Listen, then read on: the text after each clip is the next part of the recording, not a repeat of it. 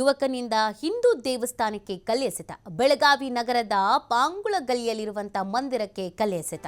ಉಜ್ವಲ ನಗರದ ನಿವಾಸಿ 19 ವರ್ಷದ ಯಾಸೀರ್ ನರಸದಿ ಎಂಬಾತನಿಂದ ಈ ಕೃತ್ಯ ನಡೆದಿದೆ. ದಕ್ಷಿಣ ಭಾರತದ ಏಕೈಕ ದೇವಸ್ಥಾನ ಅಶ್ವತ್ಥಾಮ ಮಂದಿರಕ್ಕೆ ಕಲ್ಲು ಎಸೆಯಲಾಗಿದೆ. ಕಲ್ಲು ಎಸೆದಿದ್ದ ಯುವಕ ಯಾಸೀರ್ಗೆ ಸ್ಥಳೀಯರಿಂದ ಧರ್ಮದೇಟು ಬಿದ್ದಿದೆ. ಬಳಿಕ ಅನ್ಯ ಕೋಮಿನ ಯುವಕನನ್ನು ಹಿಡಿದು ಪೊಲೀಸರಿಗೆ ಒಪ್ಪಿಸಿದ್ದಾರೆ ಜನ. ಈ ತಿಂಗಳ ಅವಧಿಯಲ್ಲಿ 2ನೇ ಬಾರಿಗೆ ಕಲ್ಲು ಎಸೆದಿರುವಂತಹ ಅಸ್ಸಾಂ.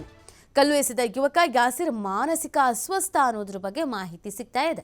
ಆರೋಪಿಯನ್ನು ಈಗಾಗಲೇ ವಶಕ್ಕೆ ಪಡೆದಿದ್ದಾರೆ ಮಾರ್ಕೆಟ್ ಪೊಲೀಸರು. ಸ್ಥಳದಲ್ಲಿ ಬಿಗುವಿನ ವಾತಾವರಣ ಹಿನ್ನೆಲೆಯಲ್ಲಿ ಬಿಗಿ ಪೊಲೀಸ್ ಬಂದೋಬಸ್ತನ್ನು ಕೂಡ ನಿರ್ಮಿಸಲಾಗಿದೆ. ಮಾರ್ಕೆಟ್ ಪೊಲೀಸ್ ಠಾಣೆಯಲ್ಲಿ ಇದಕ್ಕೆ ಸಂಬಂಧಪಟ್ಟಂತೆ ಪ್ರಕರಣ ಕೂಡ ದಾಖಲಾಗಿದೆ. ತಿಂಗಳಲ್ಲಿ 2 ಬಾರಿ ಕಲ್ಲೆಸೆದಿರುವಂತಹ ಪ್ರಕರಣ ಮಾನಸಿಕ ಅಸ್ವಸ್ಥ ಅಂತ ಈಗ ಹೇಳ್ತಾ ಇದ್ದಾರೆ. ಅನ್ಯ ಕೋಮಿನ ಹುಡುಗ ಈ ರೀತಿಯಾದಂಥ ಕೃತ್ಯದಲ್ಲಿ ಭಾಗಿಯಾಗಿದೆ. 19 ವರ್ಷದಲ್ಲಿ ಈ ರೀತಿಯಾಗಿ ಒಂದು ಧರ್ಮದ ಭಾವನೆಗೆ ಧಕ್ಕೆ ತರುವಂಥ ಕೆಲಸವನ್ನು ಮಾಡ್ತಾ ಇರೋದು. ಈ ಕಾರಣಕ್ಕಾಗಿ ಅಲ್ಲಿರೋರೆಲ್ಲ ಆತನನ್ನು ಹಿಡಿದು ಸರಿಯಾಗಿ ಧರ್ಮದೇಟು ಕೊಟ್ಟಿದ್ದಾರೆ.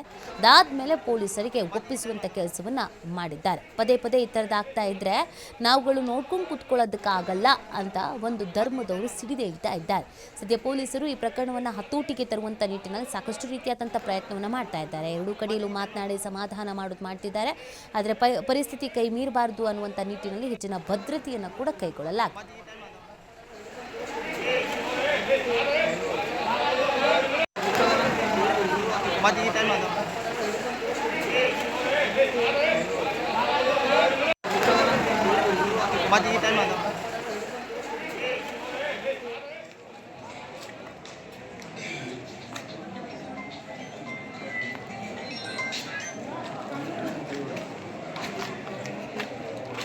बाहेर होतं सर